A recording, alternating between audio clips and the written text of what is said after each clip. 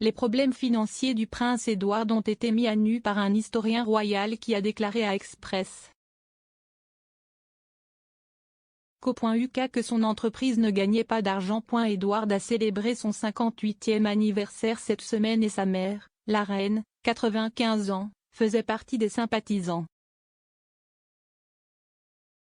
Le compte Twitter officiel de la famille royale a publié une photo du plus jeune fils de Sa Majesté souriant.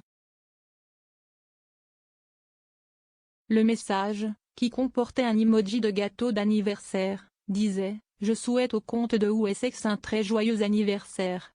Édouard et sa femme Sophie, comtesse de Wessex, travaillent pour la famille royale et mènent des missions pour la reine. »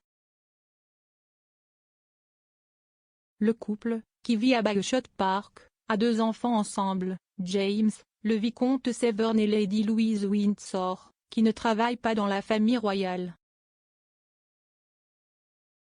Malgré les rôles royaux fermes d'Édouard et Sophie ces jours-ci, le couple avait auparavant ses propres emplois qui étaient séparés de The Firm. Lorsque la comtesse s'est mariée avec Édouard en 1999, elle travaillait toujours dans les relations publiques et dirigeait sa propre entreprise, RJH Public Relations. Pendant ce temps, le comte a créé Ardent Productions, qui a réalisé des drames et des documentaires. Cependant, Édouard avait des problèmes financiers car la société de cinéma et de télévision ne gagnait pas d'argent, selon un historien.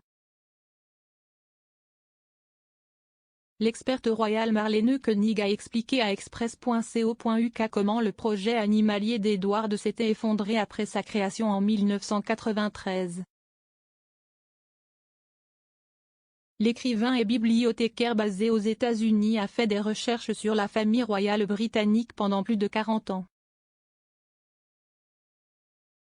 Elle a déclaré, Édouard et Sophie sont sortis ensemble et ont vécu ensemble pendant plusieurs années avant de se marier en 1999 à la chapelle Saint-Georges. Au début, ils allaient continuer avec leur propre entreprise. Édouard avait Ardent Productions et Sophie avait créé sa propre entreprise de relations publiques parce qu'elle avait travaillé dans les relations publiques avant de se marier.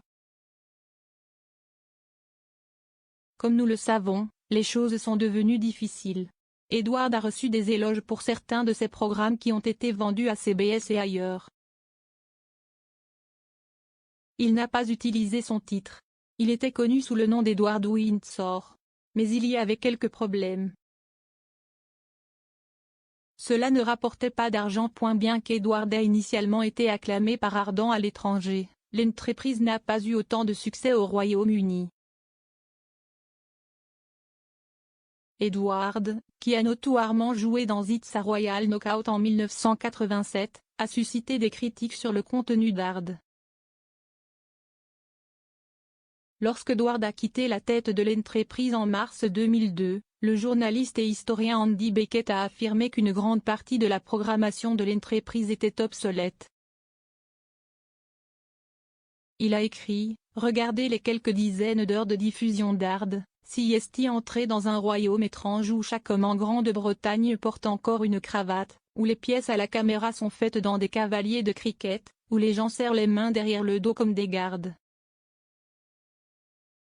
Édouard a déclaré que sa sortie de l'entreprise lui avait permis de se concentrer sur le jubilé d'or de la reine en 2002 pour célébrer les 50 ans de son règne. Après la fin de la carrière du comte à la télévision, Ardent a finalement été dissous en 2009, ses actifs étant réduits à seulement 40 livres. Madame Koenig a déclaré qu'après la fin des carrières d'Édouard et de Sophie, des règles connues sous le nom de directives de Luce ont été créées pour régir la manière dont la famille royale équilibre les intérêts commerciaux des directives de Luce avec leur travail pour la reine. Elle a déclaré, en fin de compte, des directives ont été établies, elles ont été appelées les directives de Luce d'après l'or de Luce. Ils les ont acceptées. Mais c'était l'époque du jubilé d'or, et la reine, selon des articles de presse, voulait qu'il assume davantage de fonctions impliquant le jubilé. Et les 2 entreprises ont finalement été fermées.